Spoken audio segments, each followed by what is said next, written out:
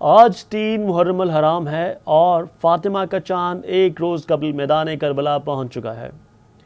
3 محرم کے واقعات کا مطالعہ کریں تو معلوم ہوگا کہ اسی روز امام حسین علیہ السلام نے اپنے بچپن کے دوست حبیب ابن مظاہر اسدی کو خط لکھ کر کربلا بلایا۔ امام نے خط میں کون سا قیامت خیز پیغام حبیب ابن مظاہر کو دیا، جانتے ہیں اس رپورٹ میں۔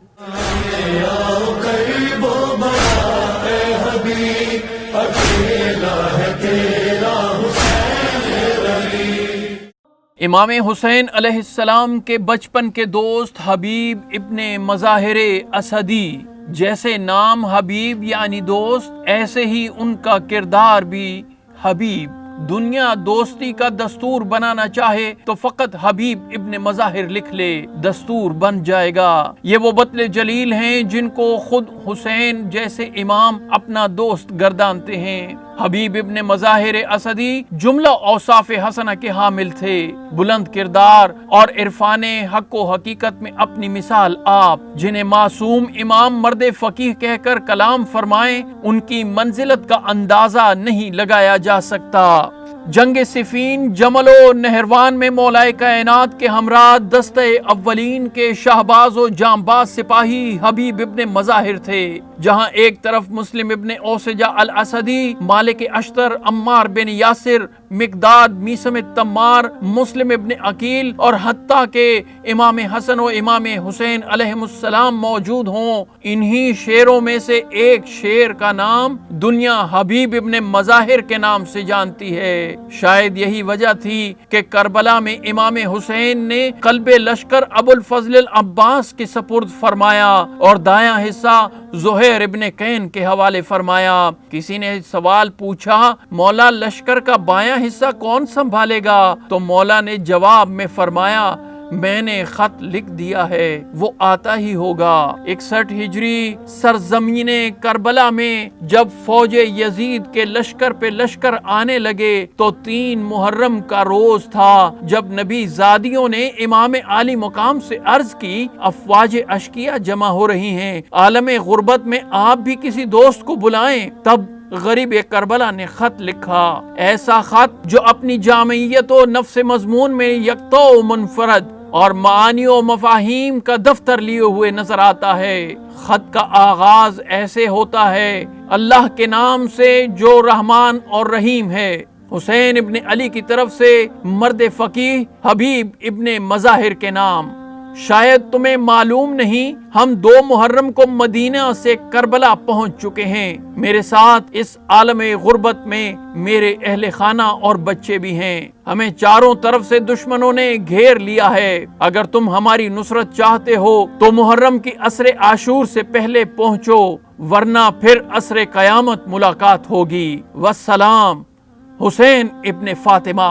خط کے اختتام پر حسین ابن علی نے حسین ابن فاطمہ لکھ کر جو قیامت خیز پیغام حبیب ابن مظاہر کو دینا چاہا، وہ حبیب نے جان لیا تھا اور ایک مرتبہ سر پیٹ کر کہا تھا، آقا و مولا اتنے غریب ہو گئے کہ اپنے نام کے ساتھ ماں کا نام لکھ بھیجا ہے۔ یزید اور ابن زیاد کے کڑے پہروں میں یہ خط کس طرح حبیب کو ملا، خدا بہتر جانتا ہے۔ جب قاصد حبیب ابن مظاہر کے پاس پہنچا تو وہ اپنے عیال کے ساتھ تھے۔ یہاں حبیب کا اپنے زوجہ کے ساتھ ایک تفصیلی مکالمہ تاریخ میں ملتا ہے۔ غرضے حبیب ابن مظاہر مسلم ابن اوسجہ سے جا کر ملے اور ان سے کہا، اے مسلم، کیا تجھے معلوم ہے کہ ہمارے آقا و مولا حسین علیہ السلام سرزمین کربلا پہنچ چکے ہیں؟ چلو ان کی مدد کے لیے کربلا چلو۔ مسلم ابن اوسجہ بھی کوفہ سے نکلنے کے لیے تیار ہو گئے۔ حبیب نے اپنے غلام کو بلا کر گھوڑا اس کے حوالے کیا اور مقررہ مقام تک پہنچنے کا کہا۔ حبیب ابن مظاہر اجنبی راستوں سے ہوتے ہوئے غلام کے پاس پہنچے تو آپ نے اپنے غلام کو گھوڑے سے یہ کہتے سنا، اے گھوڑا، اگر میرا آقا نہ آیا تو میں خود تیری پیٹھ پر بیٹھ کر سوار ہو کر حسین ابن علی علیہ السلام کی مدد کے لیے کربلا جاؤں گا۔ غلام کی باتیں سن کر حبیب کے جسم پر لرزہ طاری ہو گیا اور آنکھوں سے آنسو جاری ہو گئے اور کہنے لگے میرے ماں باپ آپ پر قربان، کنیزوں کے بچے تو آپ کے لیے غیرت کر رہے ہیں، لیکن افسوس ہے آزاد انسانوں پر جو آپ کی مدد نہیں کرتے۔ حبیب نے غلام کو راہ خدا میں آزاد کرتے ہوئے کہا تم آزاد ہو، جہاں جانا چاہتے ہو چلے جاؤ۔ غلام حبیب کے پاؤں میں گر کر کہنے لگا اے میرے سردار، مجھے بھی اپنے ساتھ لے کر جاؤ تاکہ میں بھی حسین ابن علی پر اپنی جان قربان کر سکوں۔ حبیب نے غلام کو ساتھ لیا اور روانہ ہو گئے۔ سفر کی منزلیں طے کرتے کرتے حبیب ابن مظاہر اپنے غلام کے ساتھ کربلا میں وارد ہوئے۔ امام حسین علیہ السلام کے ساتھیوں نے استقبال کیا۔ حضرت زینب عالیہ سلام اللہ علیہ کہنے لگی کیا بات ہے، تمام اصحاب حسین ایک جگہ جمع ہو رہے ہیں۔ سیدہ زینب سلام اللہ علیہ سے کہا گیا کہ امام عالی مقام کے دوست حبیب ابن مظاہر آپ کی مدد کے لیے آ چکے ہیں۔ حضرت زینب سلام اللہ علیہ نے فرمایا حبیب تک میرا سلام پہنچا دو۔ حبیب کو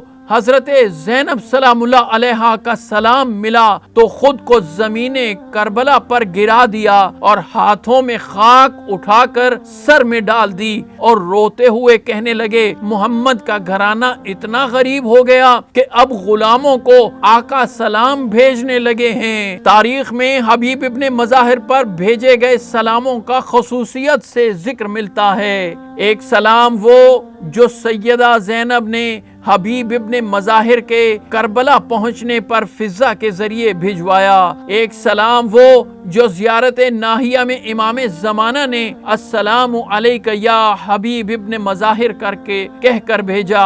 ایک سلام وہ بھی تھا جو علیک منی سلام کہہ کر حبیب نے امام حسین پر اس وقت بھیجا جب آپ گھوڑے سے نیچے گرے۔ امام حسین نے اپنے بچپن کے دوست کو دنیا سے رخصت ہونے پر ان کے سرہانے بیٹھ کر کچھ ایسے الفاظ میں یاد کیا تھا کہ تم سے خدا راضی ہو اے حبیب، تم ایک رات میں مکمل قرآن کی تلاوت کیا کرتے تھے۔ ایک اور سلام کا تذکرہ بھی ملتا ہے تاریخ میں، جب شہیدان کربلا کے سر کوفہ لے جائے گئے تو حبیب ابن مظاہر کے بیٹے نے اپنے باپ کا سر پہچان کر اپنی والدہ کو خبر دی۔ یہ خبر سن کر حبیب کی زوجہ نے اپنا رخ مدینے کی طرف کر کے کہا السلام علیک یا فاطمہ الزہرا۔ جب روز عاشورہ نماز کی مہلت طلب کی گئی، نماز ختم ہونے کے بعد حبیب ابن مظاہر اسدی نے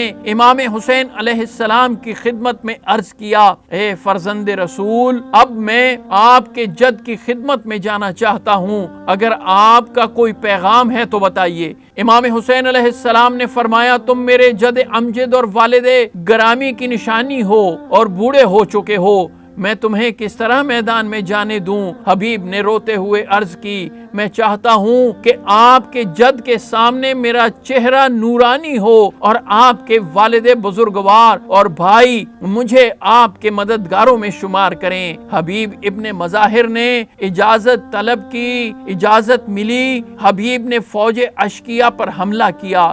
پیاس کی شدت اور بڑھاپے کے باوجود حبیب ابن مظاہر اسدی نے درجنوں یزیدیوں کو واصل جہنم کیا۔ آپ پر اچانک بدیل بن سریم تمیمی نے حملہ کر کے نیزہ مارا، جس سے آپ زین سے زمین پر گر گئے۔